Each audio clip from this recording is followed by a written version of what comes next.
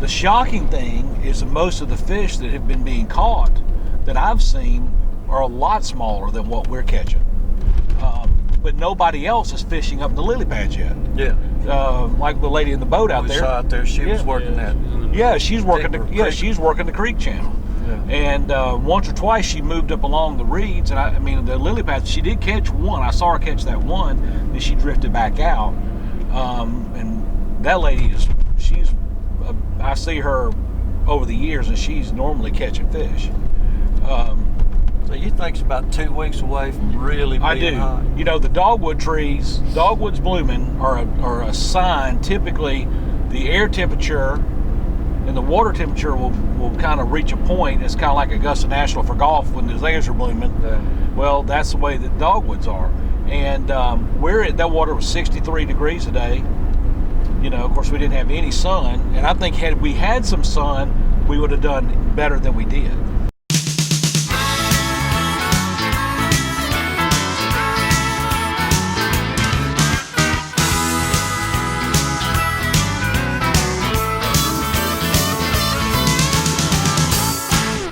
Hey, good morning, man.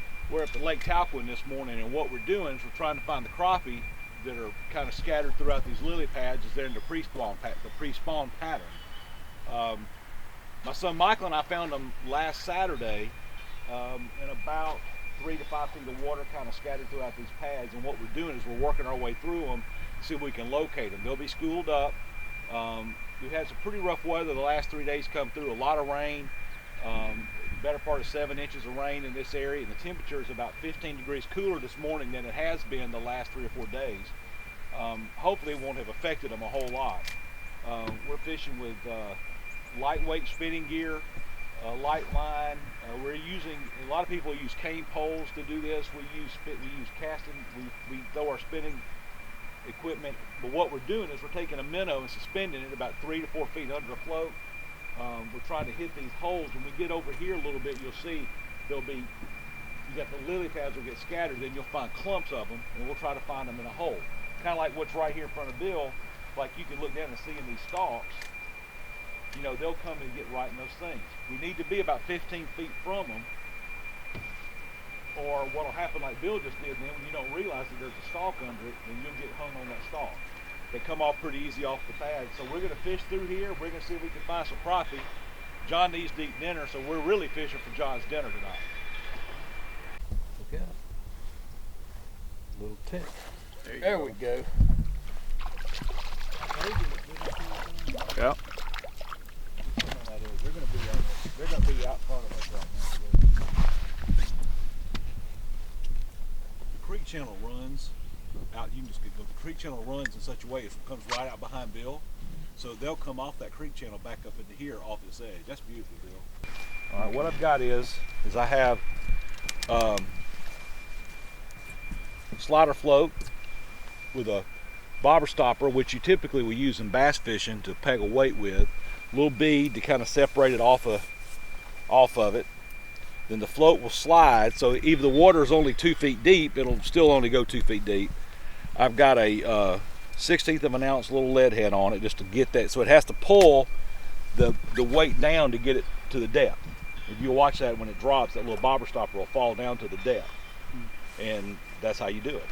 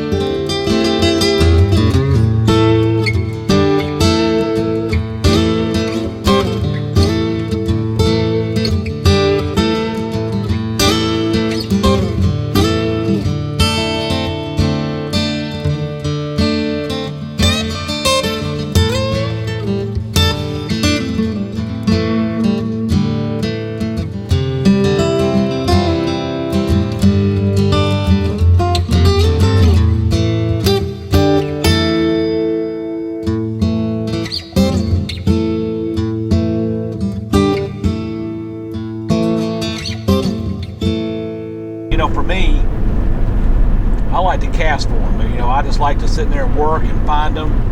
You know, in a week or two, we'll find those first sets of the first set of fish we caught. We should have caught 10 or 15, and you know, where you're catching 20, you'll catch 60.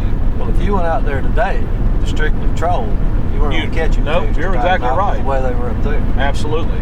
It's been that way. I mean, it's really been that way that the fish, for us, that's the third week this year that we've caught fish up off the channel or out of the creek bed or out of the river channel. We've caught them in anywhere from 6 to 3 feet of water.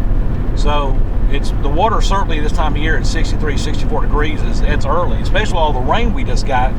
Last week on Saturday, that water was 66 degrees. So that rain's cooled that off. Well, the sun never came out. No, it certainly didn't. And I was genuinely concerned that I was going to embarrass myself with Bill because all that rain, and we passed Apalachicola River, and I saw how high that water was. And muddy. Muddy. And Talquin was clear for that lake. You know, that lake's fairly turbid water, a little dark water coming out of the river, but that lake, you can see down in that water. Oh, yeah. And I tell you, it's people in Tallahassee, I hope they know what they've got right there. Of course, you go right up the other way to Lake Seminole, which is world renowned for large bass. I'll tell you that not long ago, about 2 weeks ago, Timmy Horton fished. As a matter of fact, I saw it on Winston's show. Timmy Horton fished. He has a show, you know, Timmy Horton Fishing. He fished Seminole and got in a school of 6, 7, and 8 pound bass and just wore them. I mean, he said he never caught that many big bass in one day in his life. There's nothing like it. Nothing like it.